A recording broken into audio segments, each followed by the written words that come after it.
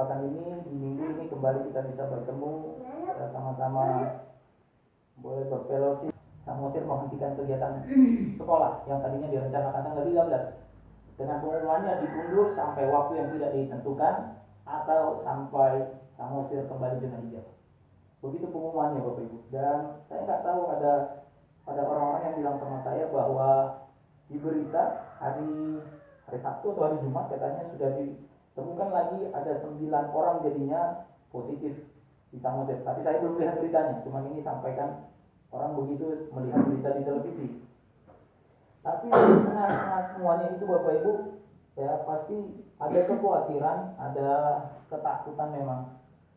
Tapi saya percaya Bapak Ibu, mari percayalah bahwa Tuhan tidak pernah meninggalkan kita, dan Tuhan akan terus menjaga kita, melindungi kita selama kita bersungguh-sungguh kepadanya. Mari Bapak Ibu kita buka Yeremia pasal yang ke-20. Yang Bapak Ibu kita buka kitabnya sama firman Tuhan. Yeremia pasal yang ke-20 ayat yang ke-7 sampai dengan yang ke-13 adalah renungan firman Tuhan hari ini dengan tema tetap setia di tengah kesulitan. Oke, lanjut Mike. Lanjut. Ya, slide berikutnya Bapak Ibu, bahwa setiap orang memiliki masalahnya masing-masing, atau saya gunakan istilah memiliki badainya masing-masing. Gak bisa disamakan semua orang. Gak bisa orang bilang bahwa masalah itu lebih berat dari masalahmu. Yang satu bilang kau belum ada apa-apanya. Tapi Bapak Ibu, setiap orang punya masalah dan pergumulan masing-masing. Baik laki-laki, wanita punya pergumulan masing-masing, punya badainya, kesulitannya masing-masing. Dari profesi, mau petani, buruh, pengusaha, pendeta, kepala desa, semua punya badainya masing-masing dari profesi mereka. Bahkan juga dalam anggota keluarga, seorang ayah punya pergumulannya masing-masing, punya badainya sendiri. Seorang ibu punya badainya sendiri, dan anak-anak juga punya badai yang harus dihadapinya sendiri.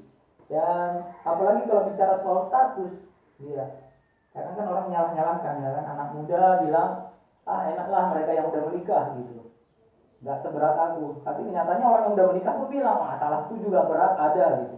Jadi jangan pikir bahwa udah menikah nggak ada masalah, atau malah nggak menikah lebih baik, nggak juga. Jadi ada badainya semua masing-masing Bapak Ibu. Next, Bang. Di dalam kekristenan, salah satu perjuangan kita memang adalah untuk menang atas kesulitan hidup.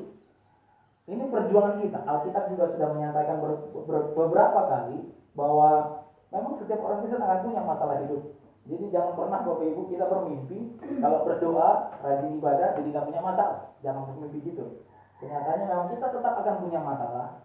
Tapi makanya kita diingatkan untuk menang terhadap kesulitan kita, terhadap badai kita masing-masing Bapak Ibu. Next Bang, yang disayangkan adalah banyak yang kemudian terbukti tidak setia ketika badai melanda, ketika di tengah kesulitan. Ya, datang ke gereja hanya kalau lagi nggak ada masalah. Kalau ada masalah, nggak ke gereja. Nah, kan gitu Bapak Ibu. Ya kan? Hah? Atau sebaliknya? Oh, ada juga yang sebaliknya ya. Oh, itu ironis menurut saya. Itu aneh gitu ya. Orang karena apa namanya? Ya, tapi itu sih juga nggak bisa disalahkan juga ya kan. Ada juga orang yang seperti itu. Waktu punya masalah gitu ya kan, malah nggak datang ke gereja. Ada yang justru nggak punya apa namanya, justru punya masalah makin sungguh-sungguh datang kerja, nggak punya masalah malah santai di rumah gitu ya, merasa diberkati. Akhirnya ya kalau itu saya bilang istilahnya korban berkat lah itu ya kan, baru siap panen, nggak apa-apa lah, nggak usah berdoa dulu ya, masih cukup gitu, nanti kalau udah kurang baru berdoa lagi, makin kuat lagi ya. Bapak Ibu yang terkasih, jadi kita diminta untuk tetap setia sekalipun kita mengalami badai. Firman Tuhan meminta kita untuk tetap tegar, tetap teguh di dalam iman kita, ibadah-ibadah kita, di dalam doa-doa kita. Sekali lagi firman Tuhan nggak mengingatkan kita, nggak mengajarkan kita bahwa hidup kita tanpa masalah. Firman Tuhan nggak pernah bilang bahwa orang Kristen akan mulus terus hidupnya lurus saja nggak ada masalah. Nggak juga. Tetap ada. Maka firman Tuhan mengingatkan kita untuk tetap kuat, untuk tetap tegar, tetap setia sekalipun badai melanda. Jadi apa yang bisa kita pelajari dari pengalaman Yeremia Bapak Ibu supaya kita bisa tetap tegar? Nah, buka slide berikutnya. Oke, next slide bawahnya. Terus, yang pertama adalah dari ayat ke-7 dan ke-10 kalau Bapak Ibu baca, bahwa kita diminta untuk tetap menjalani proses. Slide berikutnya Michael, bahwa Yeremia perlu Bapak Ibu ketahui, ya memang nggak banyak. Saya juga kalau nggak pelajari nggak tahu yang tadinya, bahwa Yeremia bertugas lama Bapak Ibu. Sebagai nabi dia tugasnya sudah lama, bukan 1 tahun, bukan 1 bulan, bukan juga sekedar 1 minggu 2 minggu. Sudah bertahun-tahun panjangnya, bahkan sampai 5 pemerintahan, 5 periode raja dia memimpin sebagai nabi. Tapi selama dia memimpin sebagai nabi, dia harus mengalami pencemooh. Tadi kalau baca di ayat 7 dan sampai 10-nya kan dibilang bahwa mereka mengolok-olokkan aku, terpaksa aku berseru kelaliman, aniaya, karena dia menerima, justru ada di pemerintahan raja-raja yang lalim, yang menganiaya. Itu yang harus dialaminya. Bahkan ada orang-orang di sekitarnya yang juga bukan orang pemerintah, justru mencari-cari salahnya dan berusaha menjatuhkan. Tapi Yeremia dengan kondisi itu, dia tetap tegar dan tetap melayani. Dia gak bilang bahwa Tuhan terlalu berat tugasku, aneh, udahlah, gak usahlah aku melayani lagi Tuhan. Gak gitu juga. Bukan sebenarnya. Yeremia dipanggil untuk melayani yang ternyata menolak pelayanannya. Dia ditempatkan Tuhan di daerah atau di wilayah di masa pemerintahan yang menolak pelayanan dia. Bapak Ibu bisa bayangkan kalau Bapak Ibu ada di daerah yang mana semua orang gak bisa menerima Bapak Ibu. Jadi kalau belanja nunggu sepi dulu pajaknya, gitu ya kan. Sepi pajaknya dapat sayur sisa-sisa lah ya, mungkin gak segar lagi. Ini nunggunya gitu Bapak Ibu. Kalau ketemu nanti sama ibu-ibu yang lain, ketemu sama bapak-bapak yang lain, diomongin dari belakang. Ibu Tuhan tegar. Setiap kali Yeremia berbicara, dia harus berhadapan dengan kelaliman dan aniaya. Ya, banyak orang harus melihat hasil, tapi tidak mau menjalani proses. Yang lain saya ingatkan bagaimana Abraham punya sebutan lain, Bapak orang percaya. Bapak Ibu tahu ya, Bapak orang percaya. Tapi Bapak Ibu tahukah bagaimana dia bisa menerima sebutan Bapak orang percaya yang diberikan oleh Allah sendiri dan orang-orang di sekitarnya? Dia diminta Tuhan untuk mengorbankan anaknya. Agak aneh. Kenapa? Tuhan minta Abraham mengorbankan anaknya. Kondisinya adalah Abraham sudah tua, tidak mungkin punya anak lagi. Itu satu. Yang kedua, anaknya satu-satunya diminta Tuhan dipersembahkan. Atau Parut lah kitanya. Parut ada 4 anaknya Pak ya. Ada 4 anak. Seandainya Tuhan bilang korbankan 1, sembelih 1 Pak, mau nggak sih? Sekalipun 4, Pak. 1 pun tidak mau. Gimana Abraham udah punya satu-satunya disuruh persembahkan? Suruh potong, dia pula lagi yang sembelih, bukan orang lain. Potong lehernya, kayak mana air matanya Bu. Gimana perjalanannya dari rumah sampai ke sana? Dari awal mau berangkat dibilang sama si Ishak, Pak, Bapak, mana kambingnya yang mau disembelih? Kita mau nyembelih ke gunung sana, kambingnya mana? Nantilah Tuhan sediakan. Di tengah jalan Bapak Ibu nggak pikir bahwa di dalam hatinya Abraham, anakku mau kusembelih, kupotong lehernya. Lalu Abraham, si Ishak nanya lagi, Pak, mananya dombanya? Mana kambingnya yang mau dipotong? Apakah sakit? Proses yang segitu beratnya sudah dialami Abraham sehingga dia pantas dan Allah memberikan sebutan Bapak orang percaya. Saya sebut lagi nama yang lain, ada Daud Bapak Ibu. Daud bukan sembarangan. Dia dari masa mudanya tidak dianggap oleh orang tuanya, tidak dianggap oleh abang-abangnya. Bahkan Raja Saul pun menganggap bahwa Daud tidak mungkin bisa mengalahkan Goliat yang kerjanya setiap pagi hanya keluarkan domba dari kandang lalu jagain sampai sore, lalu sore masukkan lagi dombanya ke kandang. Nggak ada tugas yang lain yang bisa diharapkan, yang dipercaya untuk Daud lakukan. Tapi tidak ternyata Tuhan buat proses itu jadi mempersiapkan Daud untuk jadi hamba Tuhan yang luar biasa, yang Tuhan pakai jadi raja nantinya. Karena selama dia menjaga dombanya, dia harus berhadapan dengan singa dan beruang. Bapak Ibu kalau baca ceritanya bahwa Daud hanya mengalahkan singa dan beruang dengan batu. Bagaimana Bapak Ibu kalau ngelihat itu? Sedangkan saya ngelihat ular aja udah lompat-lompat. Melihat ular, yang ini ngelihat singa segitu besarnya, lihat beruang, di laut cuma pakai batu. Jadi yang kedua Bapak Ibu, kita minta untuk tetap mengalami penyertaan Tuhan. Yeremia bersaksi bahwa Tuhan menyertai dia seperti pahlawan yang gagah. Yang kedua dikatakan juga untuk menghadapi kesulitan kita membutuhkan kekuatan dari pihak lain. Dan kekuatan utama yang kita perlukan tentunya berasal dari Tuhan. Di pengalaman saya, ini foto yang saya taruh Bapak Ibu, ini fotonya Michael belum umur 1 tahun. Kalau Bapak Ibu lihat, itu di pintu kamar salah satu rumah sakit di Medan, kondisi tangannya dipasang selang. Itu kalau saya nggak salah 2 minggu ya, 2 minggu saya di rumah sakit ya, 2 minggu. Dan itu umur Michael belum 1 tahun Bapak Ibu.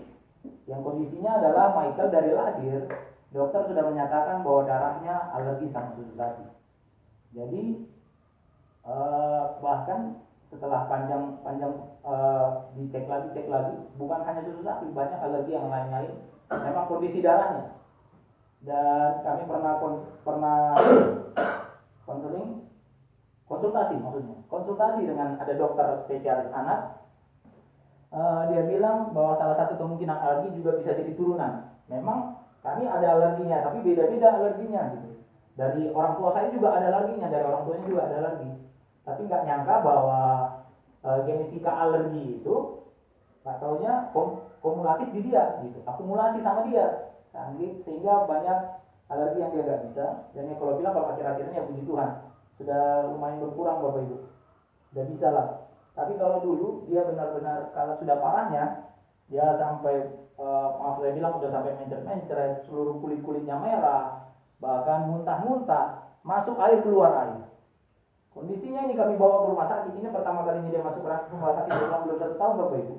Kondisinya 1 hari itu dia nggak makan. Kalau dia makan bubur, keluar buburnya. Bulat seperti buburnya kayak mana masuk kayak gitu keluar. Masuk air juga keluar, dimuntahkan semuanya. Nggak ada yang diproses pencernanya sampai akhirnya jam 9 malam. Saya sudah jam setengah 10 atau jam 10 gitu Bapak Ibu. Saya sudah lihat bahwa matanya udah masuk ke dalam. Saya tahu ini dehidrasi. Lalu saya bilang sama istri saya, kita bawa ke rumah sakit. Dia orang rumah sakit dan tahu kondisi begini, pasti diinfus. Dia udah bayangin jarum infusnya, dia bilang enggak, aku nggak mau. Sampai setengah 12 malam, saya diamin lah waktu memang. Tapi dia bergumul sendirilah dengan pemikirannya bahwa bawa rumah sakit enggak bawa. Kondisi Michael udah nangis. Karena memang udah dehidrasi, matanya udah masuk ke dalam, badannya udah panas. Saya bilang ini udah dehidrasi, udah kurang air, kekurangan cairan. Tapi akhirnya setengah 12 malam dari mulut dia bilang kita bawa lah ke rumah sakit. Kami bawa, kalau saya salah setengah 1, cepatlah setengah 1 jam 2, kalau saya setengah 1 ke jam 2 dia udah masuk ruangan kamar dan sudah ditangani waktu itu. Dan kepada Tuhan, hanya tangan Tuhan lah satu-satunya yang bisa kita andalkan dalam kondisi-kondisi seperti itu. Sehingga saya bilang sama Tuhan, ya udah Tuhan, aku tetap jalani prosesnya. Sampai akhirnya Michael pelan-pelan pulih walaupun bolak-balik masuk rumah sakit, keluar, masuk.